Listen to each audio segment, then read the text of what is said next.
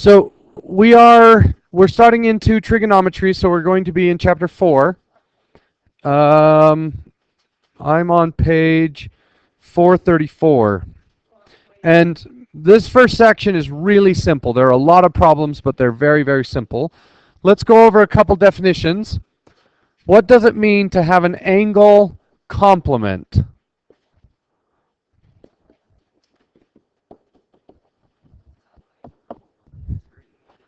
Yes, complementary angles add up to 90. So sum of 90.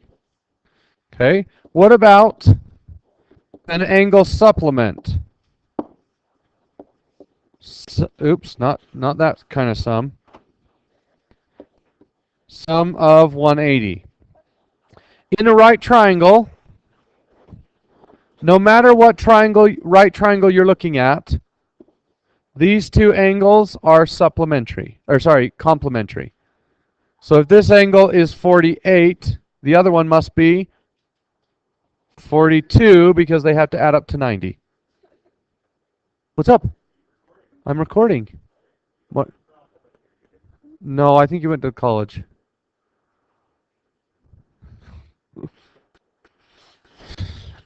So, look at problems 1 through 6.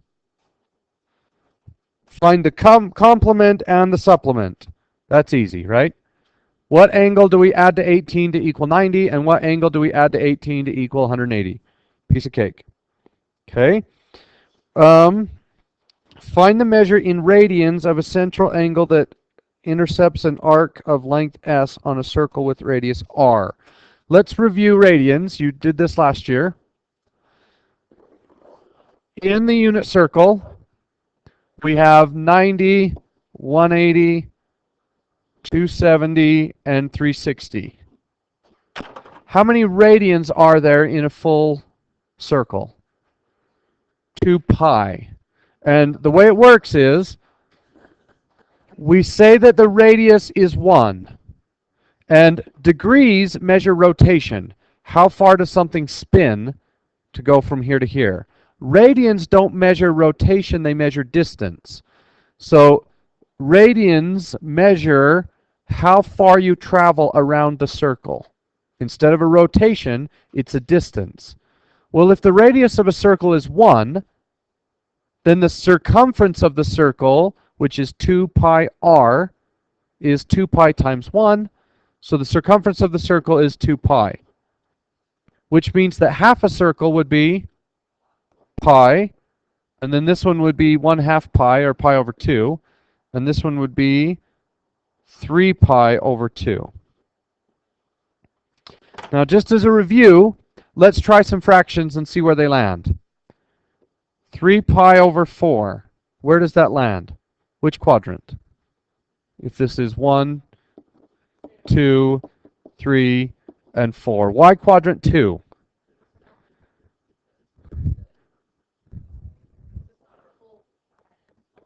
It's smaller than 1 pi, but it's bigger than half of a pi. So one way that we look at it is, we look at the denominator 4. So we turn the top half into 4 over 4. Right? To rotate from here to here, that would be 4 pi over 4. Where would 3 of those land? In quadrant 2. Okay? What about 11 pi over 6? That would be in 4. How come? This would be 6, and that would be 12. Are we closer to 6 or closer to 12? 12, okay. All right, what about 2 pi over 7?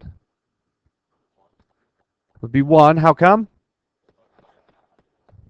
2 over 7 is not a half, so it's between a half and 0. Okay. What about negative 5 pi over 3?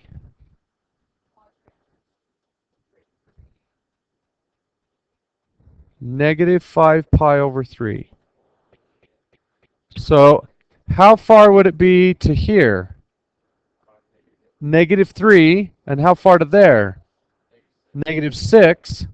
So if this is -3/3, and this is -6/3, we would be in quadrant 1. Right?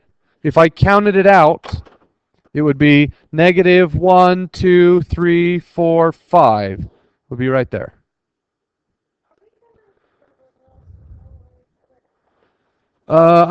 I'm pretty sure. I haven't looked too deep in this, but I would be surprised if it's not there. Okay.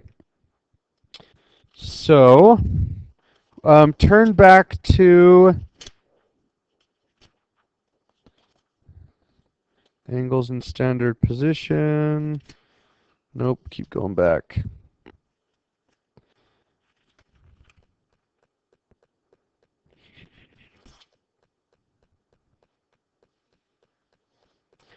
Okay, turn to page 425. Example 2. What is the measure in radians of a central angle theta that intersects an arc of length 6 centimeters on a circle with radius 2 meters? We're on example 2. So we have a circle whose radius is 2 meters. So 2 meters. And we're looking at an arc length of 6 meters. Okay, and we want to know how big is that angle in radians. Well, radians do not measure rotation, they measure distance. So how many radiuses are there in that arc? 3. Right? So this angle is 3 radians. Now, pretty sure I don't want you to do those, so we're going to skip the rest. All right. But the next set, how do we convert between degrees and radians? Let's look at how we convert between inches and feet. Anytime you do a unit conversion, you have to have an equality statement. So I know there are 12 inches for every 1 foot. Right? So if I had 75 inches, how do I convert that into feet? Well, we would divide by 12, but let's look at what's really going on. Okay? I want to times this by something and end up with feet. But I don't want to change its length, right? I want my end result to remain 75 inches. So what number can I multiply by without changing a value? 1. The only thing I'm allowed to multiply by is 1, right? If I multiplied by 2, then it would end up being larger, or 5. So, watch this. I am going to take this equality statement and divide 12 inches on both sides. What is 12 inches divided by 12 inches? 1 is equal to 1 foot for every 12 inches. Okay? Will everybody agree that 1 foot divided by 12 inches is just the number 1? Right? It says it. 1 equals 1 foot divided by 12 inches. So I'm going to times this by 1 foot over 12 inches. What does that do? The inches cancel, and I get 75 feet divided by 12. So 75 divided by 12, and I get 6.25 feet. That's how a conversion works. That's why you divide by 12. What if I went the other way? What if I had 2.83 feet, and I wanted to convert it into so many inches? What would I multiply by? 1, also known as 12 inches divided by 1 foot. Now, do I have to use 12 inches in 1 foot? What's another equivalent statement?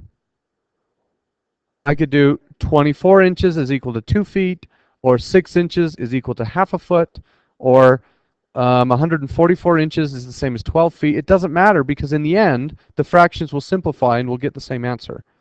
So I'm going to multiply this by 12 inches for every 1 foot, and now feet cancel feet, and I'm left with 2.83 times 12.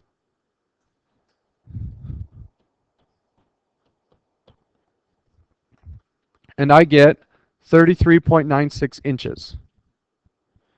Okay.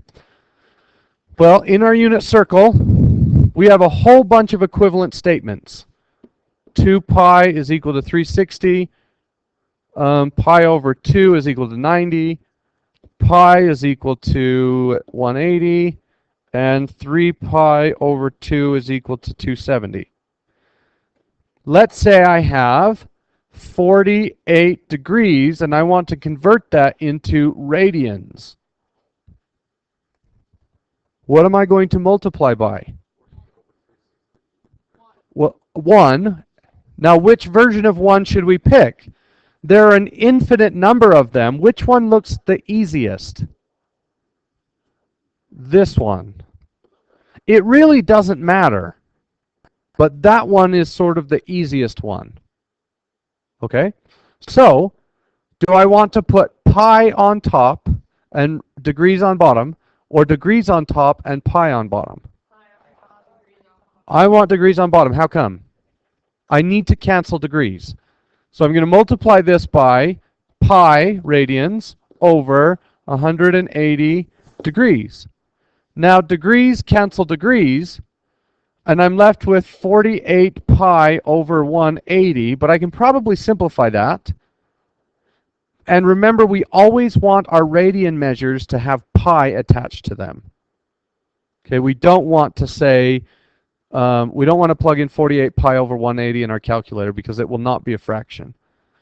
So 48 divide 180, math fraction, is 4 pi over 15.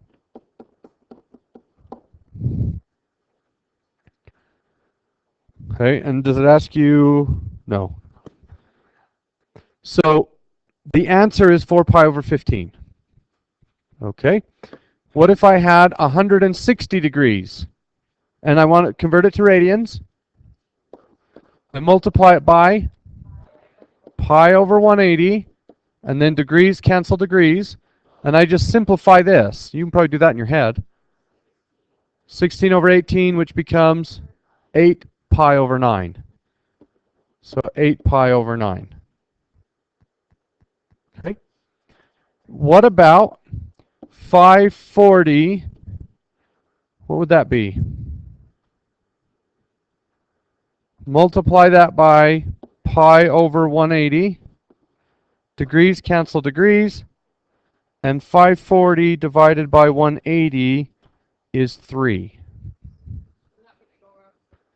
No, it means it does 3 half circles. Because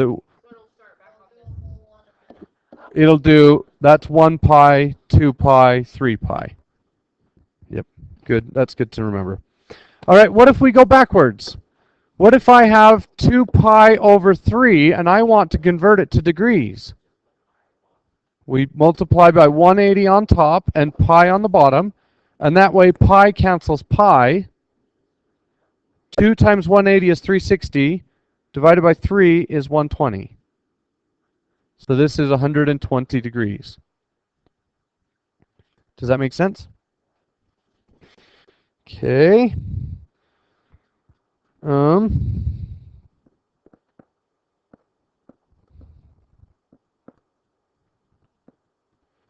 To 3 significant digits. All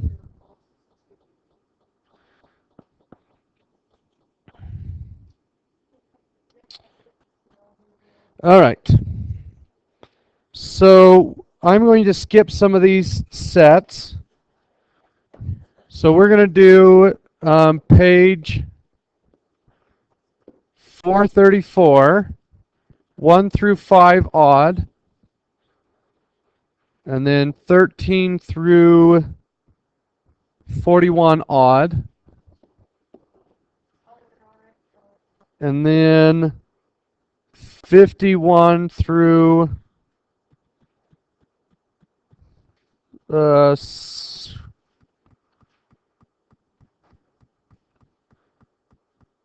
going to do 65.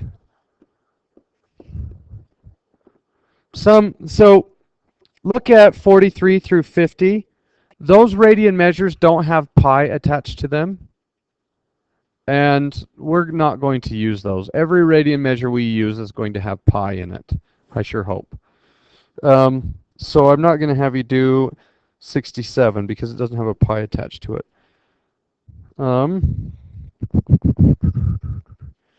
Should we do coterminal angles or should we do that tomorrow?